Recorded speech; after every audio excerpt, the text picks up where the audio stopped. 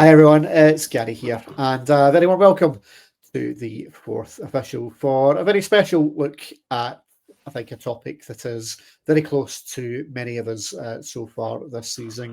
Joining me to look at the fall of ideology managers from the brilliant Absolute Football podcast, it's my good friend Sam. Sam, not spoke to you since the preview we did for the Europa League final, but it's been a very successful and important few months for Absolute Football for podcast.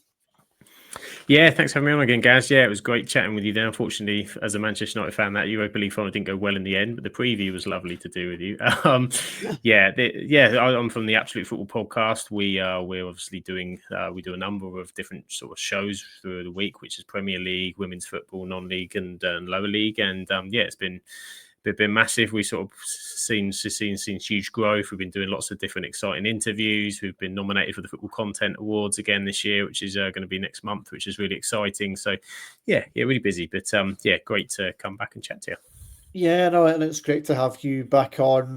We were just speaking off air before we hit the record button, and one of the things that I think that there's an awful lot of synergy, and that there has been now for a number of years between Glasgow Rangers and Manchester United, not just in terms of from a boardroom perspective. Obviously, Patrick Stewart, currently CEO at Ibrox, and he's obviously got his past from Manchester United, but two absolutely massive clubs who still have a great deal of a draw and name value, but in terms of actual success, are looking rather enviously across the road at their main rivals. And obviously, I think from a United perspective, not just got City, but obviously Liverpool from last year as well, kind of double effect of that. But the pressures, I think, that are under Ruben Amorim and particularly Russell Martin in his very short-lived spell as Rangers head coach,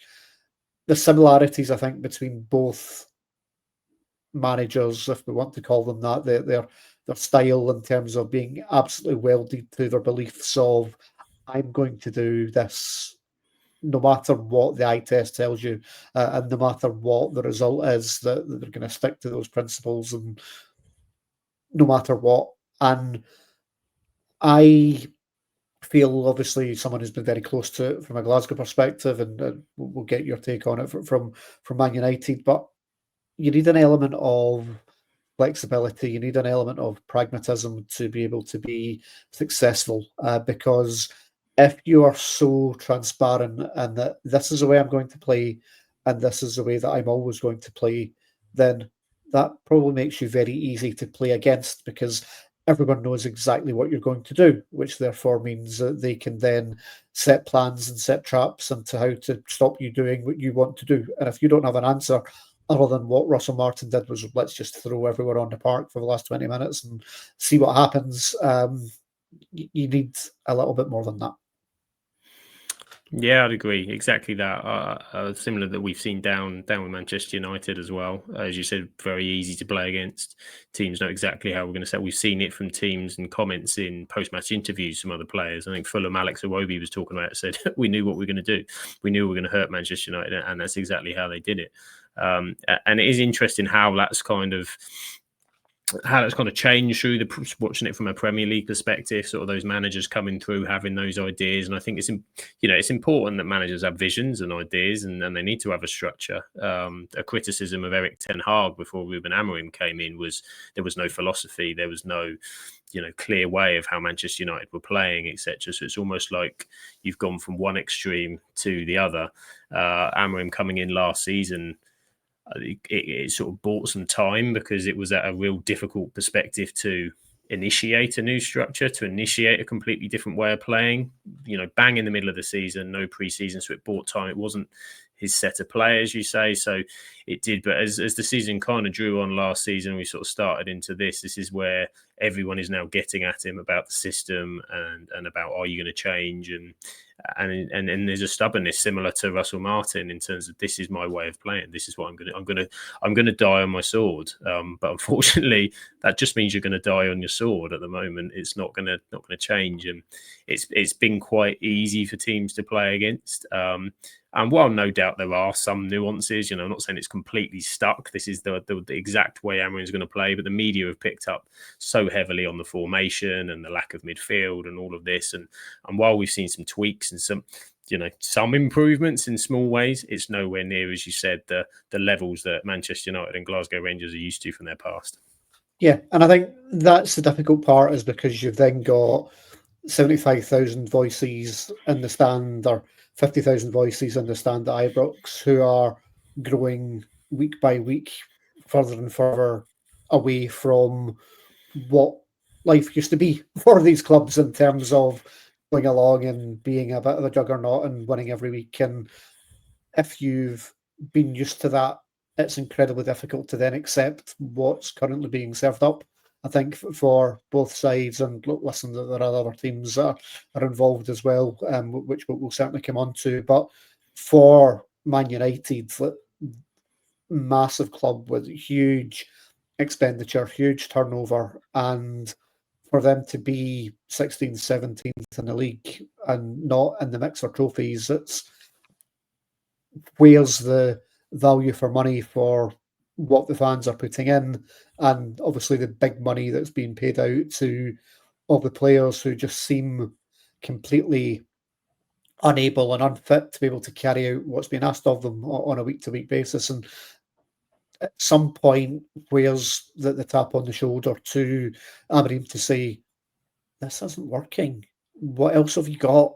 And I don't feel as if we've got that kind of retrospect at the moment yet of being able to go, yeah, it hasn't worked. So what else can we do? What else can we try? What else have those players got in their locker that might get you a different result? It's a phrase that I use an awful lot up here in some of the shows that we do. But if you keep doing what you always did, you'll keep getting what you've always got. And that's what certainly this season, I think, has been for both sides. Yeah, it certainly has. I mean, it's very much, you have a toolbox and you have to use the right tools for the job. And I think a lot of what United fans feel is that it's the same tool being used over and over and over again, as you said, producing the same results. Before you even kind of get to the formation and the structure, it's the selection of certain players in certain positions. We're seeing Bruno Fernandes really deep. We're not getting the benefits of Bruno Fernandes further up the pitch. He can't really do the job, to be honest, sat sort of deeper. He gets caught. He likes to move around the pitch a lot. It's not his role. There's question marks over. We've got a youngster that Manchester United fans think a lot of in Kobbie Mainoo, who we just don't see. There's something going on there that means that you're not. So you bring those things in, and then you get to the structure and to the system. Which you said, just no flexibility, no ability and want to change, no versatility. And I just think in the modern day, with where you're at, you have to have some elements of versatility and changes. And the best managers that we're seeing currently in the Premier League have that. I mean, I'm a big fan of Andoni Iraola at Bournemouth. He's very good at changing things. They made some subtle changes against Fulham that they played last weekend. We did a watch along and watched it, and he was prepared to change the shape, etc., to chase the game and do certain things, but still with structure.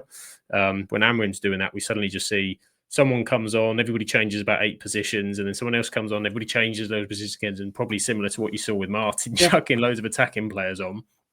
You're thinking, this is all very well, but it's just relying on somebody individual, somebody with talent to do something, rather than your system, your structure, the way that you're playing is doing it, and what that ideology is. And in the Premier League, there are just so many good managers who are very good at changing things within the matches. To then suddenly say, I'm playing this way and kind of only this way, is leaving you to kind of get caught out. And look, at the end of the day, I like Ruben Amorim as the guy. I like the person behind it. I like some of what he says. I can get behind, when he talks a little bit. As time's gone on, things are a little bit too honest in press conferences and a little bit too, I don't know what the team's going to do. I'm not so keen on all of that kind of conversation coming out. But, it's been a year now. And as you said, that we're not seeing any changes, any want to change, any ability to change. And what we're watching, we can't see where it goes. As you said, we're dealing with Liverpool winning the title. We're dealing with Manchester City coming back. There's Arsenal set up there. These are all our big rivals over the last 20, 30, Liverpool for decades, obviously before. Arsenal was massive to us in sort of the end of the 90s and the 2000s, and Manchester City since the money came into them and challenged. And that makes it worse because that's where you want to be. It's where you want to challenge. But the reality of the situation is you're miles off, and it's, as you said, it's hard as a fan to kind of adjust your mindset to that's okay when you don't see the path to get yourself back there. But it's not even that. I think you're seeing them struggle to compete with Brentford's and Bournemouth's and teams of that ilk who have come in and they're very well organised and prepared. And even Bournemouth are all the players that they lost in the summer and the turnaround, but they've been able to go out and recruit. Brighton, very similar as well, is that they bring in profile, but they don't have a welded way of being able to play. They'll jump between a 3 at the back to 4 at the back sometimes, depending on the opposition. They'll sometimes go 3 across at the top. And that was one of the things we saw in the most recent game with Brentford and Man United was Brentford put 3 up top and went, well, we know that this is going to cause you an awful lot of problems from a Man U perspective because they've got the 3 space in behind the kind of full backs or the wing backs, whatever you want to call them. And that's exactly where we've seen up in Scotland, Russell Martin, that's where the space is, up and behind the full backs, and giving away chances when you've got players of a calibre that you see down in the Premier League. If you give them opportunities on your goal over and over and over again, then they're going to take them. And then that puts you behind the 8 ball. It gives you a problem. And both teams seem to be quite fragile in mentality to be able to come back from being behind. I think when they lead and they start the game well, which hasn't been all that often recently, but coming from behind is a massive problem. It is because the confidence isn't there, and the belief isn't there in both the team, the players, maybe the way that they play. They can then, I think, as well, they feel the nervousness of the crowd. They go behind, and there's particularly at home. That's been it's been better so far this season. Manchester have been quite good at home in the form. Awful away from home, but last season there was a problem at home because the fans would feel that they'd feel, oh, we've gone behind, and it then translates to the players. And slow starts being a problem. So it doesn't. And teams aren't fearful. They aren't fearful of playing Manchester United. And probably you're seeing the same with Rangers. It used to be a place where they'd be like, let's get this one off the kind of the list of the fixtures. Huh? And now it's not that. They go, well, there's a big chance here today. We've got nothing to lose. Teams are coming and having a go, and has been the case for a number of years. That's the case. As you said, there were teams like Brighton. I can't remember. Last time we beat Brighton, Bournemouth, another one. We struggled to beat Bournemouth because they're very well organised, they're very well drilled, and they're very dangerous. And the quality for me in the Premier League in terms of the depth is probably as good as I've seen in a long time. You've got those teams that are sat in those positions. You look at Nottingham Forest last season, you look at Crystal Palace and the amazing job that Oliver Glasner's doing there, and how he's built up, and that's interesting because he's got a style, and that seems to be kind of working for them, but has the ability to adjust certain things. And at the moment, we're seeing the 3 promoted clubs competing, being better. So there are no kind of easy 3 points, etc. And when your confidence is low, that's sometimes you get stuck into that where you are in the table, which is where Manchester United have been, is where's that 3 points coming from? Where can we sort of build and we can do? And it's been we've certainly found the issue has been we can't go on any winning runs. If we get a win, you get something that could be the catalyst to drive that next thing. And we haven't had back-to-back wins with Ruben Amorim, and you look at, they beat Sunderland with a decent performance before the international break. You go, okay, maybe we could have, and then you go, oh, we're going to Anfield next weekend. Probably not the place. Although we have performed okay there in recent seasons somehow. You just can't. You just need that run to then see you're on a better path. And I think that's what Amorim's been hanging his hat on, is that sooner or later that will come, but it hasn't come, and it doesn't. There's no confidence. And the fact the manager says, I don't know what I'm going to get from this team from one week to the next, tells you everything you need to know. Yeah. When we last spoke, Sam, we obviously previewed that Europa League final between Man United and Tottenham. I don't think that there could be a bigger change in two sides than Tottenham from the Spurs of last year under Ange, who, as we say, has got his very specific style, and we're seeing that struggle to take effect over at Nottingham Forest, which is a complete change from what they had previously under Nuno Espirito Santo.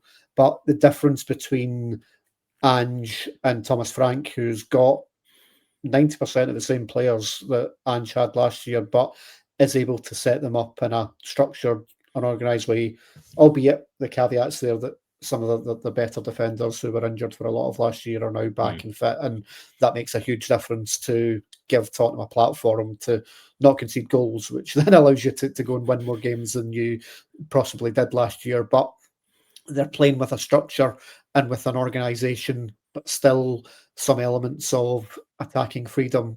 Whereas that kind of gung ho nature of Ange and his kind of high line philosophy just hasn't translated to anything at our Nottingham Forest side, who last year swept pretty much everyone away, particularly at the City Ground. Were in the mix for Champions League for an awful lot of the season. And it just seemed such a bizarre move that they're now talking about sacking Ange after just 6 games and then replacing him with Sean Dyche, which is going back to what Nuno was in the first place. It just, there's a lot there that doesn't add up. But how does that go for Spurs? How does it go for Forest, where the manager has got such a belief in what they're doing, but it's completely different to what the players are able to do? Yeah, I think there's very different cases where, as you said, Tottenham coming off the back of that Europa League win, which for them massive as a club, because the pressure that was on everyone, it was Spursy, they don't win trophies, this, that, and the other. For Tottenham to win that final has done massive things for them, and then obviously making the moving Ange and putting in Thomas Frank. The question marks, because Thomas Frank's done a fantastic job at Brentford, but there was a question of, is Brentford the right club for Frank? Everything is set up to support how he works, but I've been really impressed by what he's done. In the very early days at Spurs, they look a lot more robust. As you said, defensive injuries back in Van der Ven and Romero have helped, no doubt, but you've got Paulinho who's come in there in that midfield, and they look really sort of resolute, and they play with a confidence and a freedom, and they've got stuff going off the field. Obviously, Daniel Levy's kind of stepped out a bit. There's talks of takeovers and all sorts of things going on at Spurs, but they seem a lot more settled than they've been in recent seasons. And that's an example of a manager coming in and getting his ideas through. Obviously a very good communicator, Thomas Frank. I think he's very good with players as well. He's from understanding from Brentford, very key to detail. He would have probably spent the entire summer, I would imagine, properly getting into the ins and outs and knew exactly what was coming. And that's worked really well, which when you then flip it, as you said, looking at Ange coming into Nottingham Forest is just possibly one of the most bizarre appointments that I've seen in the Premier League in recent years. I mean, if you'd have said at the start of the season that the first manager sack would be Nuno Espirito Santo, everyone would have said that's ridiculous. Nottingham Forest, almost made Champions League last season. They've got European football. Everything looked positive. Players were really strong. And then obviously there's been some issues, reportedly with Edu behind the scenes, etc. And that relationship broke down. But when that happened, everyone's thinking, right, what's the direction? And you've gone from chalk to cheese. It's two very different styles, very different approaches. Marinakis spoke a lot about the fact that Ange Postecoglou was Greek in his opening statement, which is great for people of Greece, but I'm not sure Nottingham Forest fans were thinking that's the first reason that I want him in there. He plays a very, very different style. Nuno would sit off, they'd pick teams off on the kind of counter attack, they'd give away possession, etc. And to bring a manager in like Ange, it's similar to the issue that we had with Amorim last season. It's not implementable in the middle of a season, particularly with Europe, because Nottingham Forest are playing twice a week. So when are you training this system? When are you drilling the players into this, that, and the other? It seems an awful lot. And I think from the minute he sort of went in there, you thought, if this doesn't start well, particularly as Nottingham Forest will be a team now, their expectations have changed. Any team that suddenly gets into Europe or the upper echelons start to see their club differently. And they want to see themselves constantly up there. And now they're looking at it going, blimey, we could be back in that relegation fight pretty quickly. And Ange hasn't won a game in, I think, 7 so far.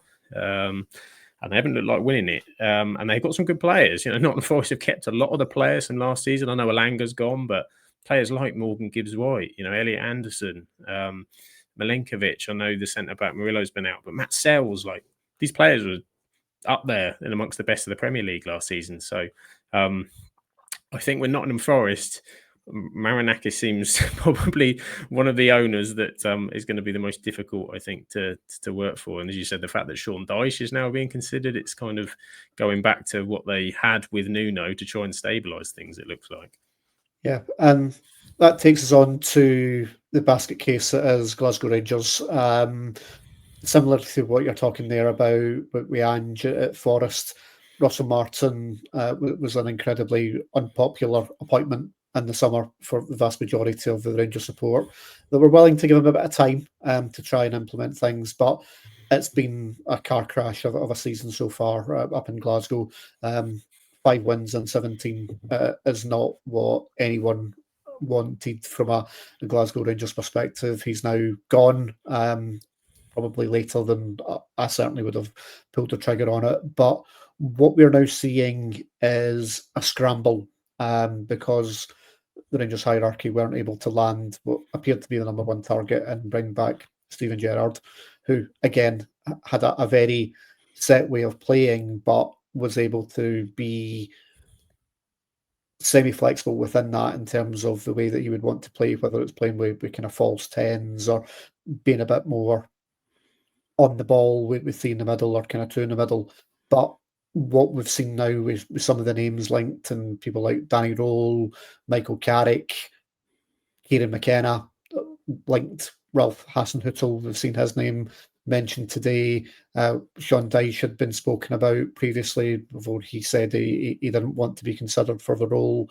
Frank Lampard's been mentioned, but all of these managers have all got different styles and different philosophies and different ideologies, and it's making us go, what's the plan here? Where's the joined up thinking? Where's the approach that led to Rangers going to Russell Martin in the summer and then spending the guts of 20 million in the summer to bring in 14 players for them not really to be able to play the way that Russell Martin wanted them to do, and we're now back in the market for a new manager. But all these managers have got different ways of playing, so how is that possible from an interview perspective to be able to find what you're looking for if you don't really have a distinct pigeonhole that you're looking for? Is I want a manager to come in and play 3-4-3 like Cameron does, and the squad is set up to play that way. We've seen that with Forest when you bring someone else in that's completely different to what you've got in the building. Then when you're playing twice a week, there isn't that time to implement anything. So you almost need a kind of horses for courses type appointment, but that doesn't appear to be the direction of where traffic's going.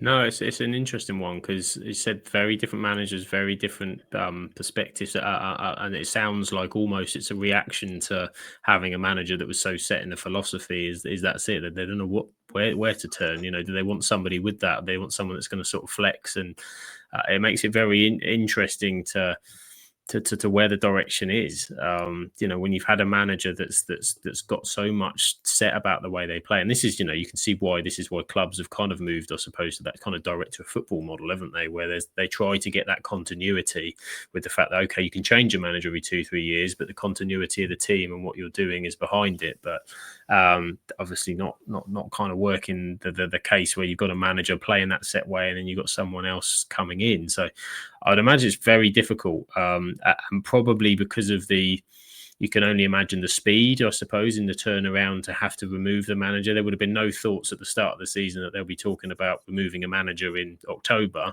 So probably those plans or discussions, whatever happens at board level, at whatever case were even there. So they probably were in a case of like, bugger, who is available?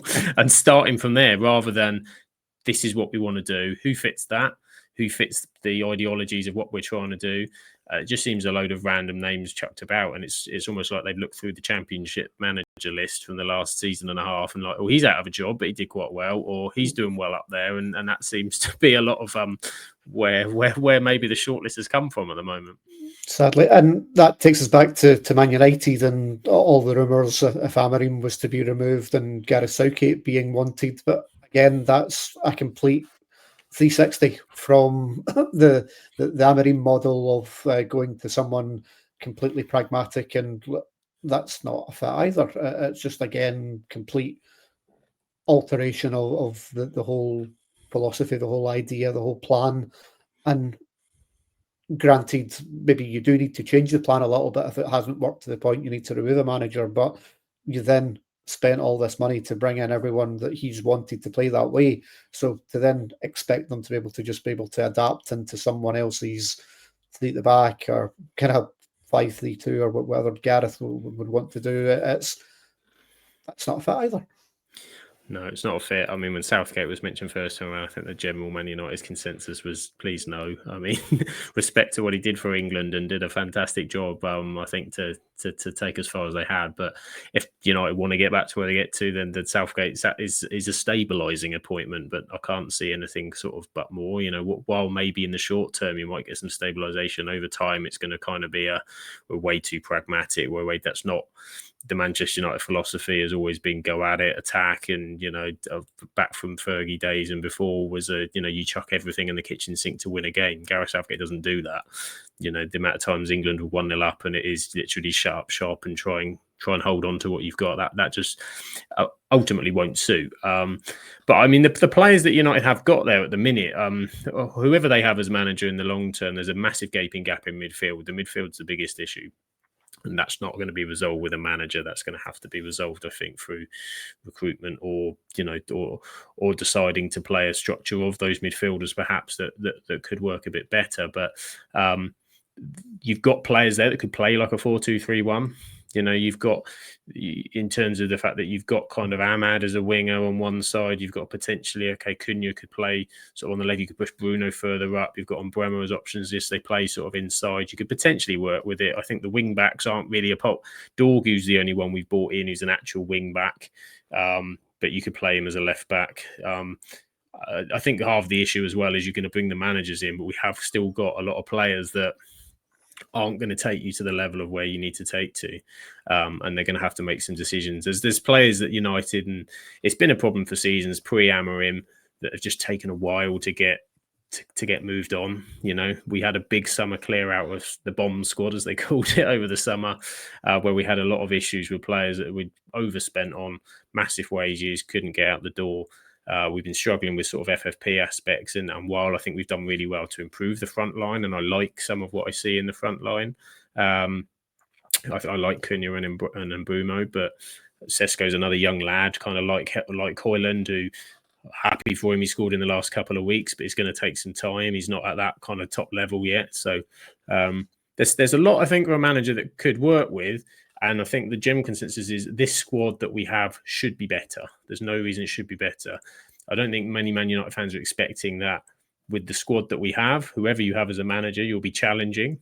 Not at all, but they should be up towards that top six, into that sort of area with the squad that they have. There's kind of no excuses, which is why, it's early days. The table always lies to you in these early days, because you think it's dreadful when you say, oh, we're 15th, and then you win a game, you're up to 7th, and it's not so bad. But sooner or later, that gap gets bigger, doesn't it? And then you're stuck. So. Yeah.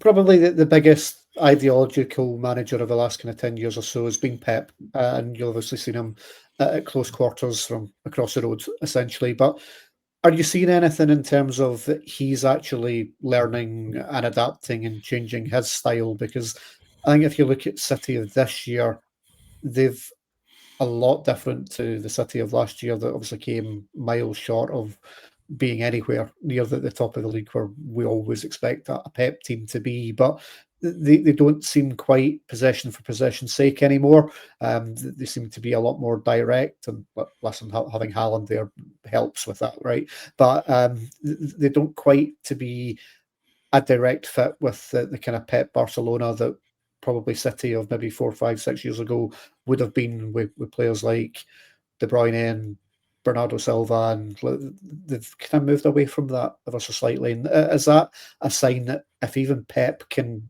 adapt and change and be flexible, then why do we still see other managers that are so welded to I'm going to play this way, and then plan B is plan A better? Yeah, I think they have to. They have to, and that's probably been one of the main criticisms a lot of people have had of Pep, isn't it? Right, but I mean, he's got a system and the best players it works. So he's won all the stuff that he's worked. So his proof and his response would be like, well, look at this, look at this honours list I've got. And City are a very different team this season. You're right. I mean, I actually think the way they're playing now it actually suits Haaland. This is the best that they can get out of Haaland. I think the goal he scored last week, where he's sort of on the shoulder, the guy bounced off him. He's getting those balls rattled into him now, more direct, and he feeds off of those perfectly. The sort of tippy tappy, keep the possession style doesn't suit Haaland the same way. He's still going to score your goals because he's a phenomenal goal scorer, but where they wanted him to link the play, that's kind of not his strength either. I think Pep's has been probably a lot forced. I think a lot of it's forced. He's had to move into to this new aspect, and I think he learned last season with how far they fell away that he was going to have to change. He was going to have to find and evolve again, and you've seen it with a lot of managers that have been at a team for a number of years. It's even harder at that point to stick with the same thing. You have to evolve, partly because, as you said, like players move on, like De Bruyne, Bernardo Silva's towards the end, he can't play all the time and kind of the way that he did. And you've also got Rodri, of course, who's been struggling with massive injuries and is sort of out again. So you can't rely on him as your centrepiece of the team. And Rodri's been so important to Man City. Without Rodri, they've had to find a different way of playing. So I think he's learning to do it. And the other one I like to point to is difficult at the moment this season because of how they're struggling to probably put stuff together with the team they've got. But look at what Liverpool did last year. I mean, Arne Slot came in, and you had Jurgen Klopp, who played the Gegenpress, heavy metal style, as they like to call it. Sort of in everybody's sort of faces, very, very intense. And Slot took what he had. They didn't buy anybody last season because they were kind of restricted a little bit, and he just tweaked it. It was a little bit more controlled. They were a little bit, they'd take the foot off the gas, they'd manage games a lot better. And actually, it probably showed that, that little tweak was enough to step them up. Okay, Arsenal weren't anywhere near where they needed to be. Manchester City had dropped off.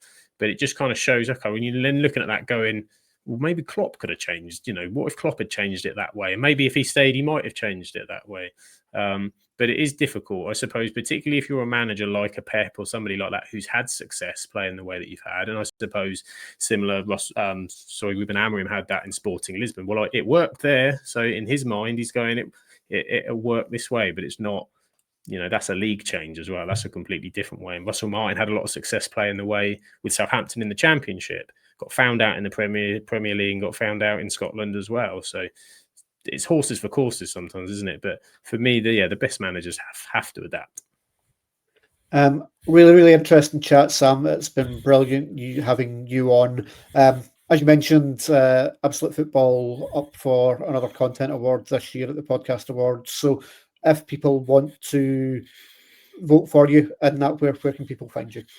Yes, if you want to vote first, it's at the Football Content Awards. We're up for Best Content Creator and Best in Non-League as well this season, which is incredible. Some of the names in that category is kind of crazy when you're sort of looking along. It's just amazing to be up amongst those names. So really proud of that for the team. But we are the Absolute Football Podcast. You can find us mostly on YouTube, is where a lot of our stuff is. Check us out on all the socials, Twitter, etc. We are on Spotify and some of the audio platforms as well. But do come and join us. We love to have people in the live chat of our shows and sharing opinions and just chatting what's going on. So we'll be back. I'm on Tuesdays. I think we're doing a live England watch along, and then the week after I'll be chewing the fat of Liverpool Man United at Anfield. So I'm hoping that will be a much more positive chat than it's been so far this season. It's a big game to sink your teeth into. We would love to get your opinions on this as well. Please feel free to interact with us over on the socials, on X, on the YouTube channel. We'd love to hear your thoughts. Can managers adapt, or is it just a bit too hipster just now to have your own philosophy and your own style, and it doesn't really matter what it looks like and what the results are? But interesting to get your thoughts out there as well. It's been a really interesting 35 minutes, and I urge you all to get involved, and I thank you all for watching and listening and getting involved. Here on the Fourth Official, we've got loads coming up over the coming weeks, including obviously as and when Rangers appoint another new manager or head coach or whatever direction they want to go in. But on Monday night, we've got an exclusive interview with veteran Scottish broadcaster Ewan Cameron, who will no doubt be coming on to wax lyrical about Hearts' start to the Scottish season this year and talk about his experiences in the Scottish media over the last 20 odd years or so. So we look forward to bringing you that one. As always, thanks for watching. Thanks for listening. We'll speak to you next time. Goodbye.